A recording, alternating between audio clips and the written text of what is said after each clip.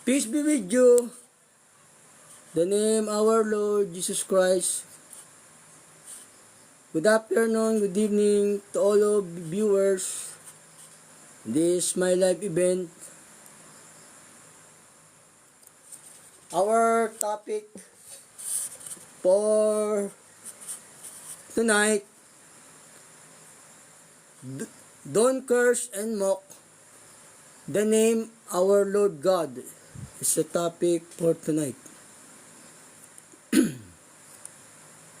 Is a topic for tonight. Our topic for tonight, don't mock and curse the name our God. Is a topic for tonight.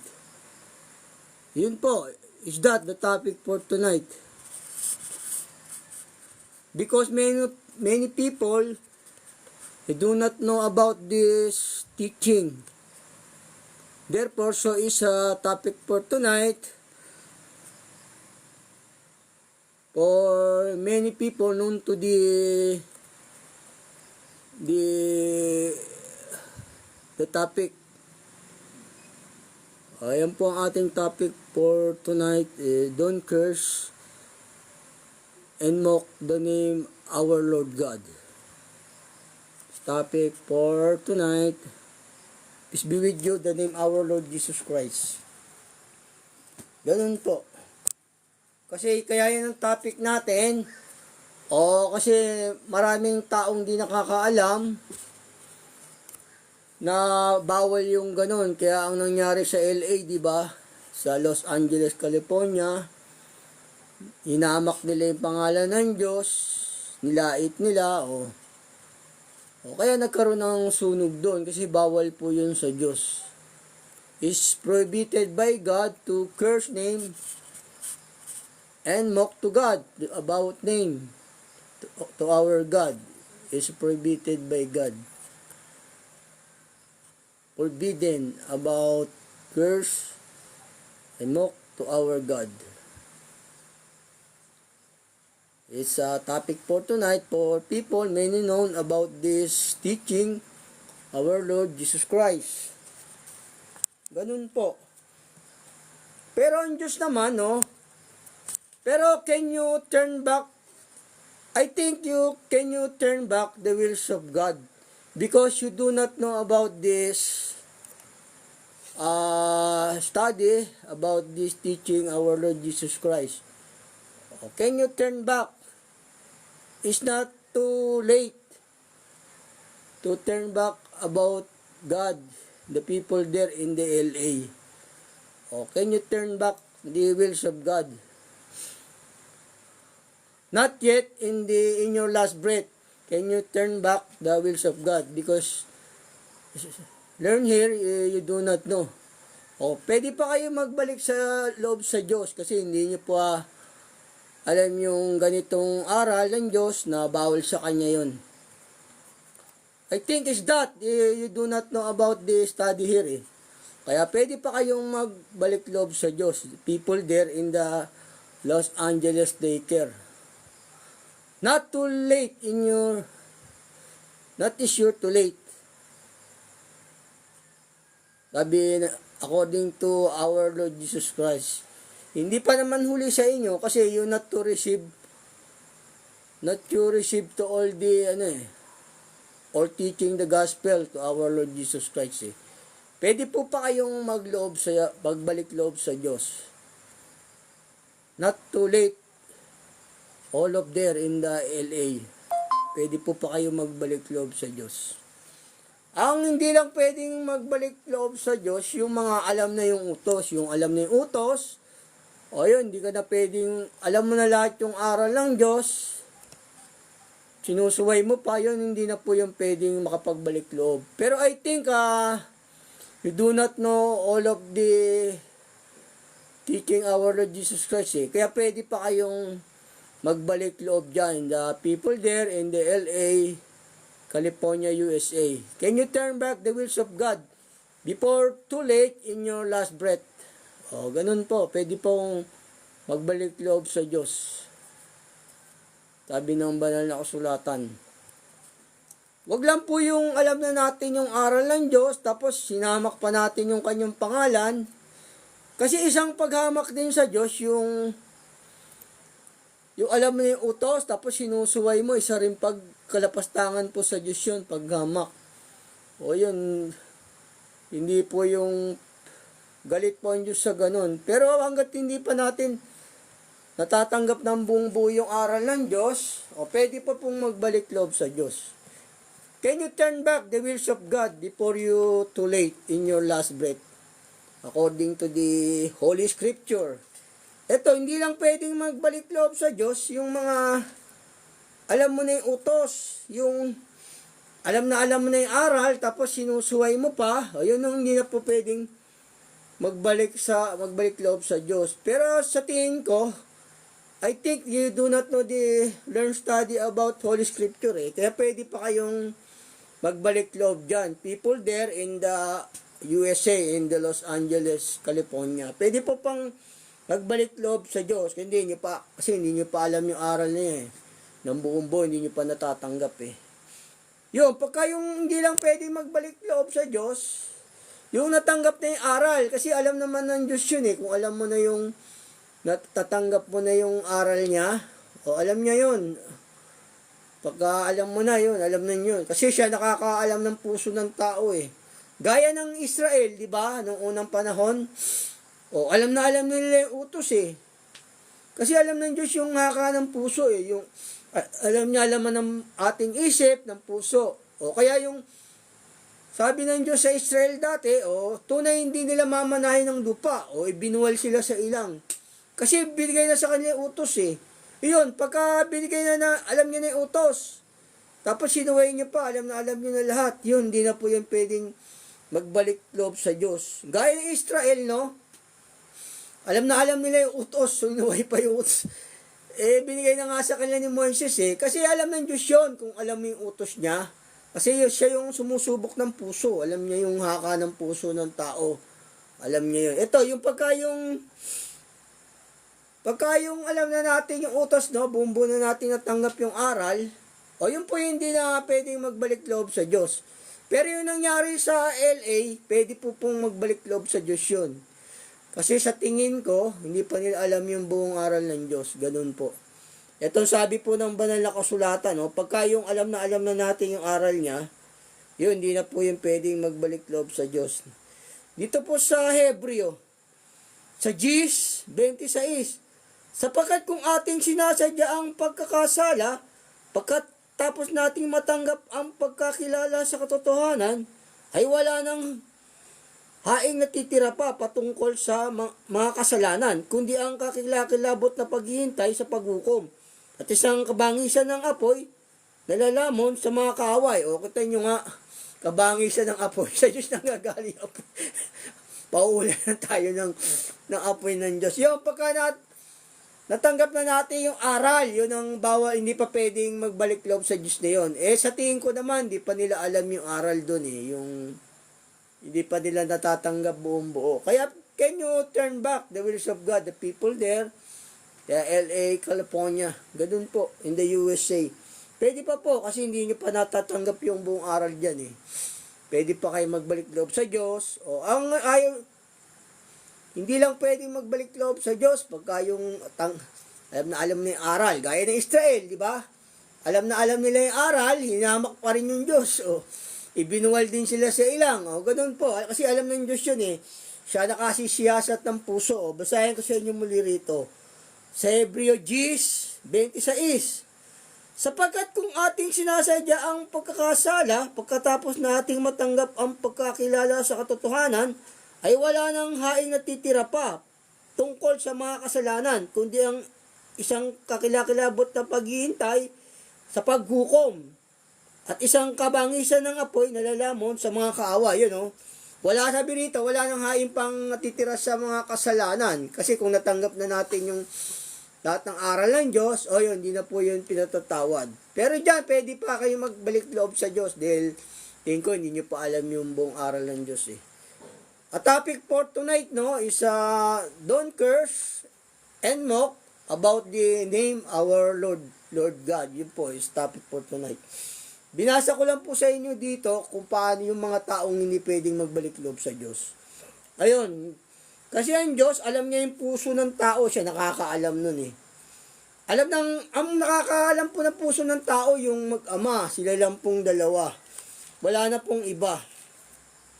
Kasi alam niya yun, kung siya nakakaalam ng puso, yung Panginoong Yesus, kung alam niya kung natanggap ni aral.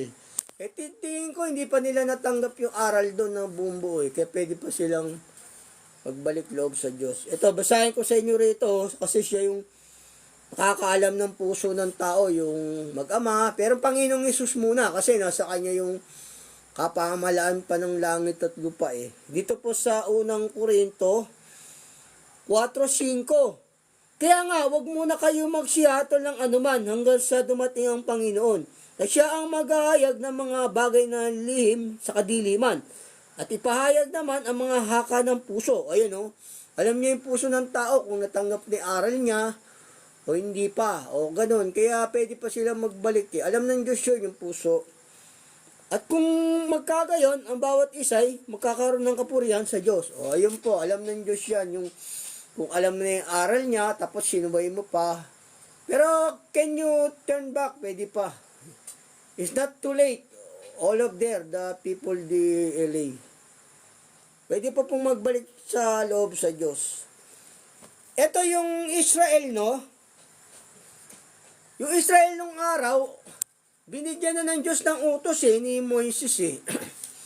Pero sinuway pa nila. O yun, alam na nila, kasi alam ng Diyos yun eh, yung alam mo na yung utos, tapos sinuway mo pa. Alam ng Diyos po yun.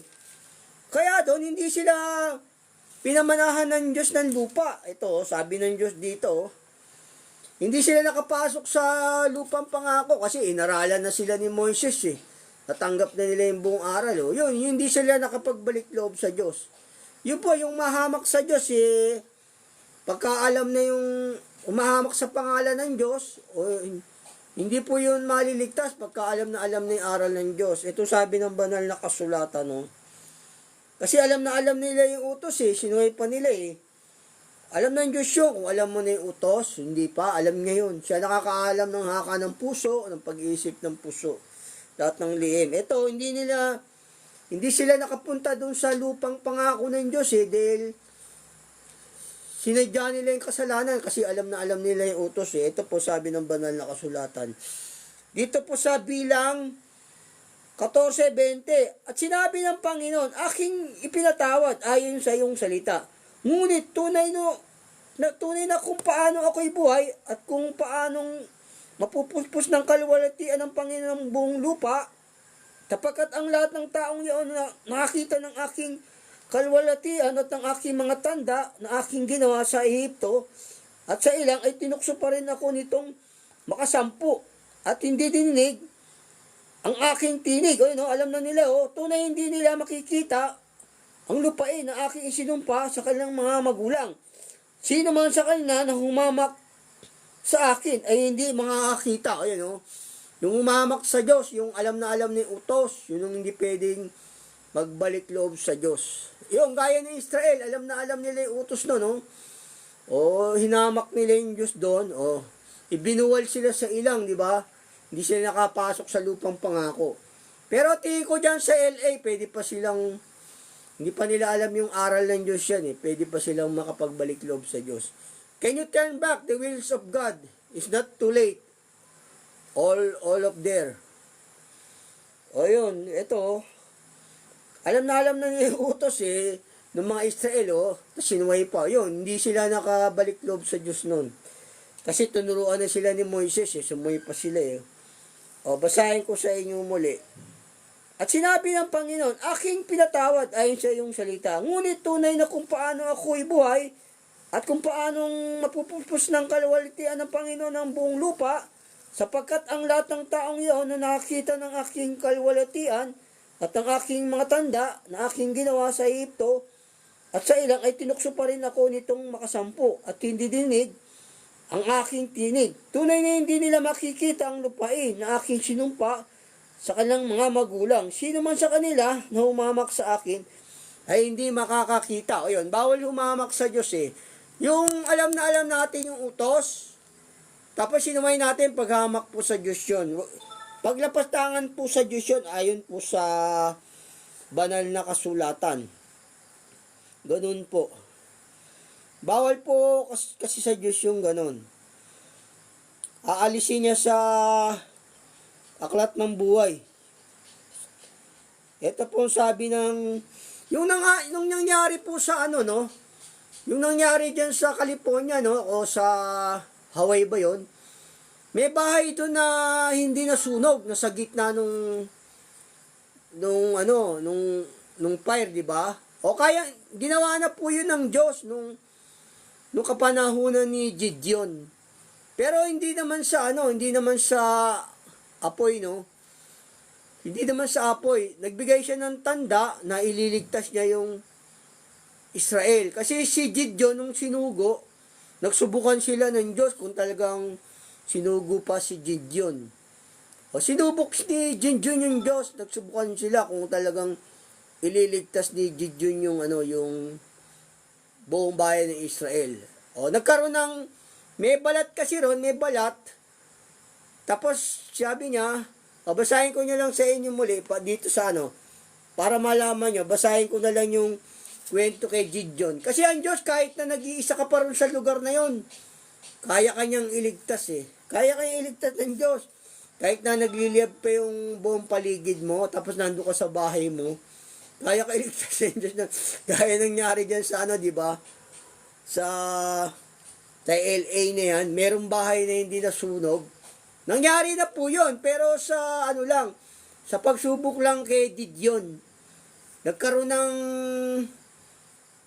hamog yung balat, tapos yung buong lupa wala. Tapos tinuyo ng Diyos yung buong lupa, nagkaroon naman ng hamog doon sa balat. Ito po sa basahin ko lang sa inyo rito, no?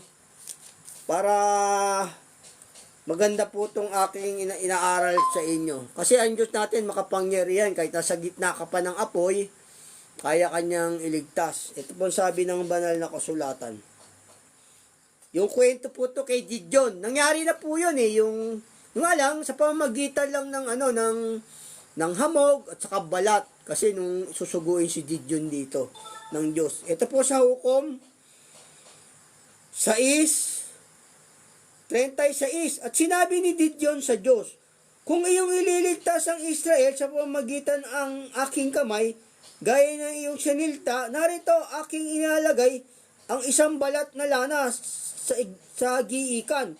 Kung dumo lamang sa balat ang hamog at maging tuyo ang buong lupa, ay malalaman ko nga na iyong ililigtas ang Israel sa pamamagitan ng aking kamay, gaya ng iyong sinalita.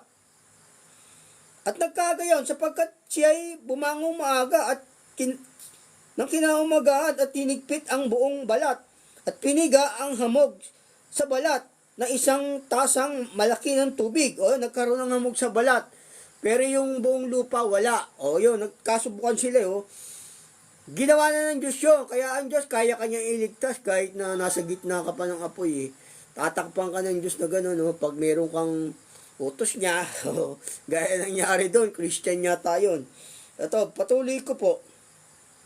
At sinabi ni Gideon sa Diyos, huwag mag-alap ang iyong galit laban sa akin, at magsasalita na lamang ako ng minsan pa. Isinasamo ko sa iyo na ipasubok mo pa sa akin minsan na sa pamagitan ng balat. Tuyiin mo ngayon ang balat lamang, at sa buong lupa ay magkaroon ng hamog. At ginawang gayon ng Diyos ng gabing yaon, sapagkat natuyo ang balat lamang at nagkaroon ng hamog sa buong lupa. O, nagkaroon ng hamog sa buong lupa. Tapos yung balat na nilagay ni Gideon doon sa gitna ng lupa, hindi po nagkaroon ng hamog. O yun, kayang-kayang gawin ng Diyos yun. Kahit nasa gitna ka pa ng apoy, hindi ka masusunog pagka ang tagapagligtas mo yung Diyos. O, binasa ko lang sa inyo to para malaman nyo yung kapangyarihan ng Diyos. Kahit nasa gitna ka pa ng apoy, pwede ka niyang iligtas. Gaya na nangyari doon, di ba? Yung bahay doon. Yung isa, hindi natupok ng apoy. Ganun. Nagkasubukan sila rito ni Gideon Kasi si Gideon, susuguin ng Diyos para iligtas yung bayan ng Israel. Dito po to sa hukom, sa Is, 36, yun po ang nangyari doon. Kaya kahit nasa gitna ka ng apoy, no, kaya ka iligtas ng Diyos. Our topic for tonight, no, don't curse and mock to name our Lord God. Ayun, no, binasa ko lang po sa inyo, kahit na, kasi doon yung bang, kahit nasa gitna ka ng apoy, kaya ka iligtas ng Diyos. Ito po sabi ng Panginoong Yesus. Dito po sa Mateo, pag lumait kasi sa Espiritu Santo, o hindi po yun maliligtas pagka yung alam mo na yung utos, yung hinamak ng Diyos, hinamak mo yung kanyang aral, yung kanyang pangalan. Ito, yung nilait mo. Ito sabi ng Panginoong Yesus. Dito po sa Mateo 12:30 hanggang 32. Ang hindi sumasa akin ay laban sa akin. At ang hindi nag-iimpok na kasama ko ay nagsasambulat. Kaya't sinasabi ko sa inyo, ang bawat kasalanan at kapusungan ay ipatatawad sa mga tao. Datapwat, ang kapusungan laban sa Espiritu ay hindi ipatatawad. O yan, hindi patatawad yung humamak sa Diyos, sa kanyang pangalan, di ba? At ang sino mang magsalita ng isang salita laban sa anak ng tao, ay ipapatawad sa kanya. Datapwat, sino mang magsalita laban sa Espiritu Santo, ay hindi ipatatawad sa kanya. Kahit sa sanlibutan ito, o maging sa darating. O yun, hindi patatawad. O yun, yung magsalita tayo sa mga ating kapwa-tao, yun, pinatatawad ng Diyos yun. Pero yung magsalita tayo ng laban sa Diyos, sinamak natin yung kanyang utos, yung kanyang pangalan, o hindi po yung pinatatawad. Lalo na pag alam mo na yung kanyang utos, yung kanyang aral, hindi po pinatatawad yun. Aalisin ng Diyos yun sa Aklat ng Buhay, sabi po sa banal na kasulatan. Mamaya babasahin ko po sa inyo.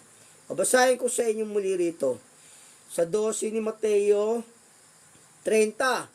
Ang hindi sumasa akin ay laban sa akin, at ang hindi nag-iimpok na kasama ko ay nagsasambulat. Kaya nga sinasabi ko sa inyo, ang bawat kasalanan at kapusungan ay ipatatawad sa mga tao. Datapwat, ang kapusungan laban sa Espiritu ay hindi ipatatawad. At ang sino mang magsalita ng isang salitang laban sa anak ng tao ay patatawad sa kanya. Datapwat, ang sino mang magsalita laban sa Espiritu Santo ay hindi patatawad sa kanya, kahit sa sanglibutang ito o maging sa darating. O hindi po patatawarin po yung gano'n, yung lumait sa Diyos sa kanyang pangalan. Yung pag alam na yung utos na, pag alam mo na yung utos niya, yung aral, hindi na yun. Pero pag hindi pa mo naman alam yung buong aral, pinatatawad ng Diyos po yun, ganun po. Yung sa mga hindi pa lang alam ang utos. Ito po, marami kasing verses sa Biblia, no, na ang pangalan ng Diyos, bawal nating lapastanganin, o laitin, ganun. Ito sabi po ng banal na kasulatan. Dito po sa 19 ng Levitico. Ito po sabi ng Diyos sa Levitico 19:12. So sabi ng Panginoong Diyos. Ito po sa Levitico 19:12. At huwag kayong susumpa ng di totoo sa aking pangalan, na anupat lalapastanganin ninyo ang pangalan ng inyong Diyos. Ako ang Panginoon. O, bawal lapastanganin yung pangalan ng Diyos. Yun, sabi dito po sa banal na kasulatan. Basahin ko sa inyo muli.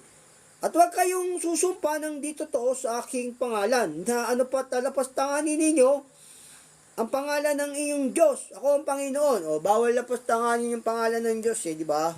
O, meron pa po rito para malaman nyo na paulanan ko kayo ng verse na bawal lapastanganin ng Diyos. Ito po sa may Ito po sa Levitico 18:21. Huwag kang magbibigay ng iyong bini sa iyong palilipatin kay Molok sa pamagitan ng apoy. Huwag mong lalapastanganin ang pangalan ng iyong Diyos. O yun, bawal lapastanganin ang pangalan ng Diyos. O yun, sabi rito. Ako ang Panginoon. Ayan utos sa kanila kasi huwag kang magbibigay ng bini kay Molok. Ibig sabihin ng bini, yung halimbawa, yung babae, inanakan ng ng lalaking Israel, yun po yung ibig sabihin ng binhi. Huwag kang magbibigay ng binhi sa ibang lahi. Ganun po. Ganun po yung ginawa, utos na to. Ito, yung po yung ibig sabihin nito, yung huwag magbibigay ng binhi kay mulok. Sabihin, hindi sila pwedeng sumiping sa ibang babae, yung mga Israel. Yung bibigay nila yung kanyang binhi kay mulok. O kalapastanganan po yun sa Diyos yun. Ganun po. Hindi susunugin. Kasi bawal sa kanila yung mag-asawa ng ibang lahi nung kapanahunan nila eh. Nung hindi pa pinagkakaisa ng Panginoong Yesus yung lahat ng tao. O yun, bawal sila. Yung magbibigay kasi ng binhi, yun po yung mag-aasawa sila sa taga-ibang lupa o aanakan nila, yun po yung bawal sa kanila. Kalapastanganan po yun, pagsuway sa Diyos yun. Yun, ayun, no? Bawal lapastanganin yung kanyang pangalan. O, basahin ko sa inyong muli. Dito po sa Levitico 18:21. At huwag kang magbibigay ng inyong binhi na iyong palilipatin kay mulok sa pamagitan ng apoy. Ni huwag mong lalapastanganin ang pangalan ng iyong Diyos. Ako ang Panginoon. O, bawal lapastanganin yung pangalan ng Diyos. Para alam niyo po, sinuturo ko na po sa inyo. Para hindi bawal pong lapastanganin ang kanyang pangalan o laitin, gano'n. Kasi ang pangalan ng ating Diyos, maluwalhati po yan. Makapangyarihan. Sabi nga the name of the Lord a strong tower. The righteous run into it is safe. O, ang pangalan ng Panginoon ay matibay na muog. Tinatakbuhan ng matuwid, sila'y naliligtas. O, makapangyarihan kasi yung pangalan ng Diyos eh. Maliligtas ang tumatawag sa pangalan ng Panginoon. O, ililigtas ka kahit saan pa yan. Ganon, ililigtas ka ng Panginoon kaya yung pangalan ng ating Diyos, bawal pong hamakin yun, lapastanganin. Gaya ng nangyari dyan sa LA, di ba?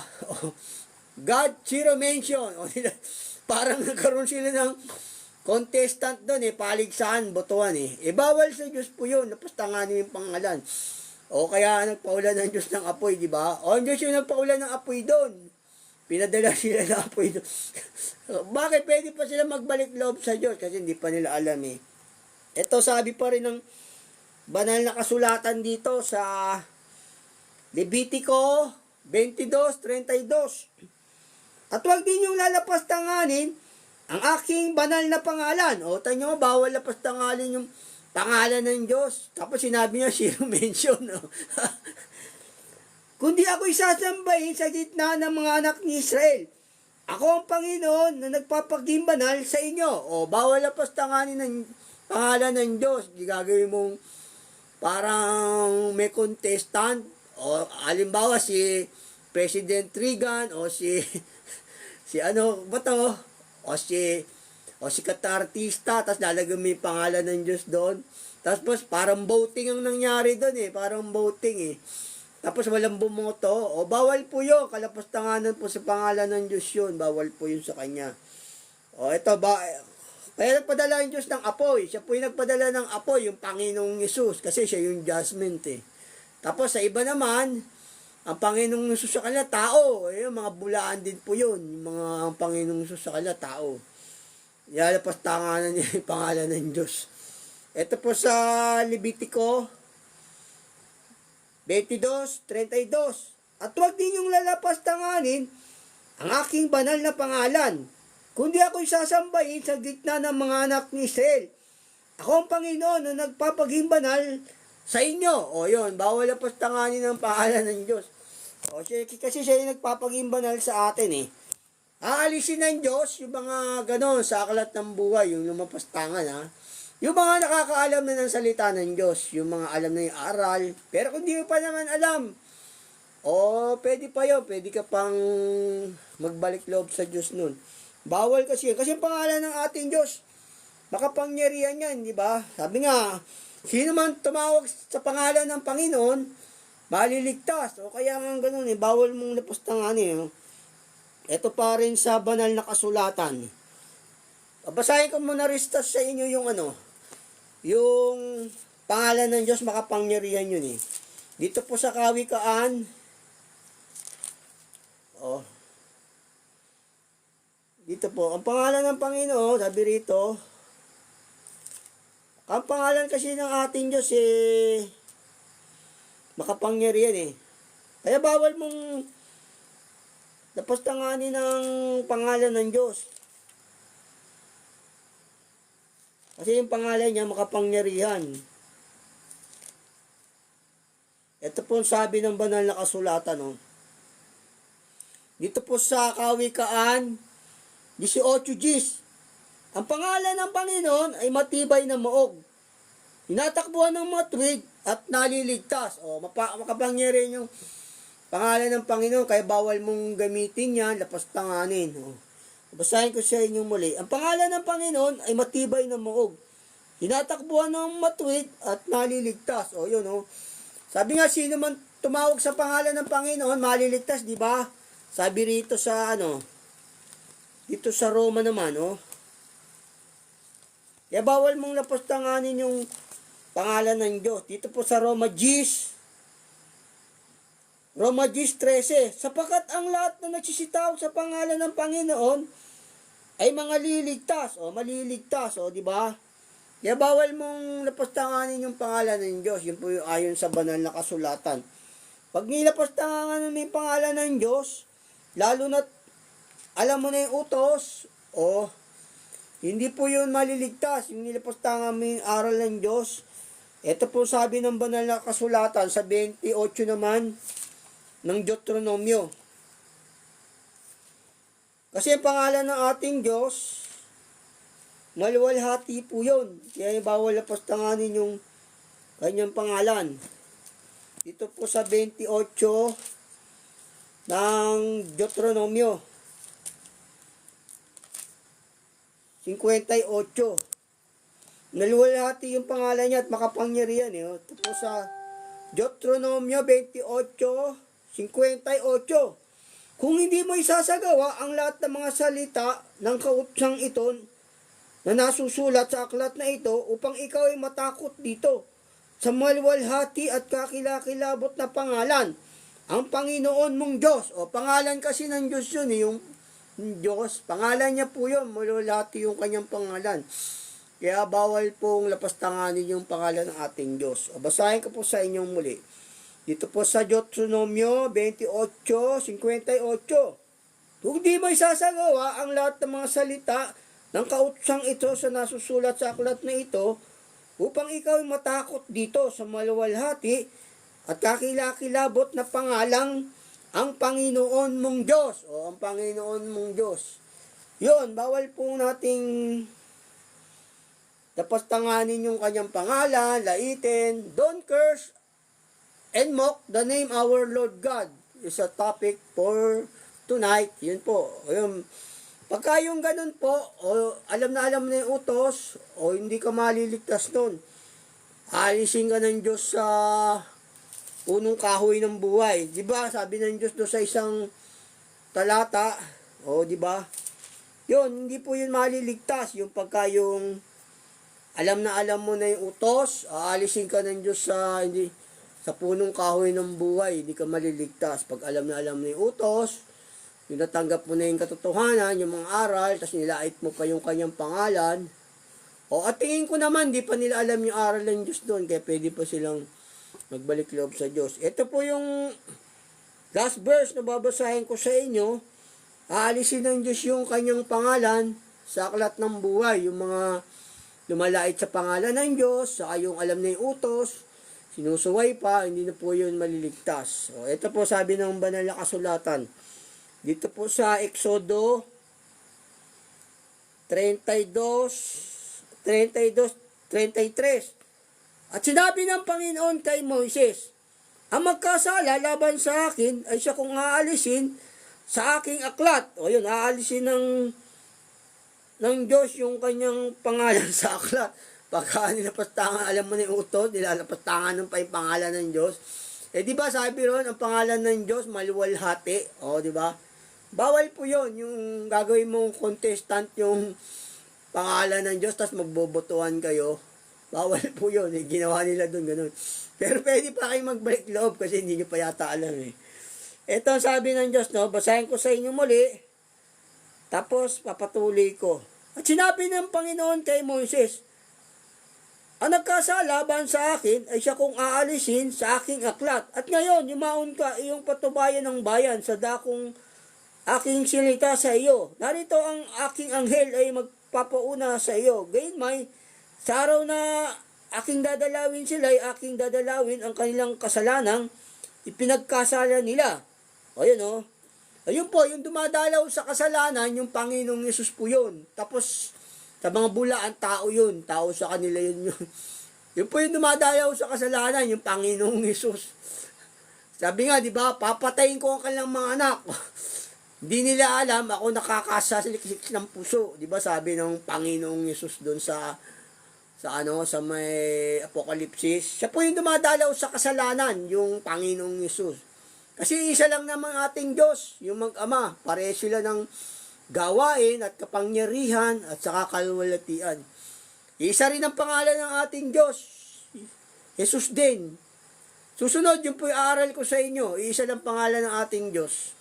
Kasi ang Holy Spirit na nasa atin, no, ang pangalan, Jesus Christ. O, tapos papayag ka ba? Yung pangalan ng Ama sa langit, iba?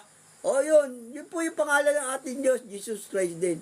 Pangalan ng ating Ama. Magkapangalan po sila. Ang Holy Spirit kasi nasa atin eh, Panginoong Yesus eh. Tapos, payag ba kayo, Espiritu ng Ama nasa atin? Tapos, pangalan niya sa langit, iba? O, ganoon. Pangalan ng ating Diyos, isa lang. Jesus Christ lang. Bawal pong lapastangahin yun. O, yun po yung dumadalaw ng kasalanan, yung Panginoong Yesus. Aalisin niya sa aklat ng buhay. Isa topic for tonight. Yun po, ito po yung natapos na po yung ating paksa, yung ating topic. Then my topic tonight. Oh, don't curse the name of God. Oh, ganun po, yun po yung topic natin. Don't curse and mock the name our Lord God. That is a topic for tonight. God bless po. Thank you for watching this my live event for teaching the gospel from our Lord Jesus Christ. God bless, ingat po. Pangalan po ng ating Panginoong Yesus. Ayun po, para alam niyo po yung mga aral ng Diyos na bawal pastanganin ang kanyang pangalan. God bless, ingat. Pangalan po ng ating Panginoong Yesus.